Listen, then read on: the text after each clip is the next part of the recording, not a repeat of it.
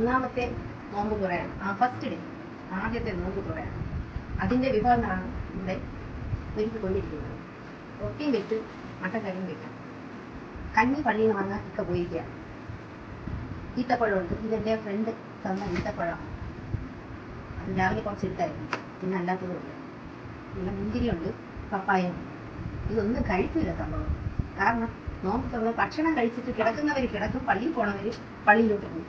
പിന്നെ വലിയ പാടാണ് എണീറ്റ് പള്ളിയിൽ പോകാനും ഒക്കെ. പോകണം. മട്ടൻ ആയോ എന്ന് നോക്കാം. കുറച്ച് നേരമായി. ആയിക്കൊണ്ടിരിക്കുകയാണ്. ഈ നട്ടാഴത്തിന് ബാക്കിയുള്ള കറിയാണ് ചൂടാക്കി വെച്ചത്.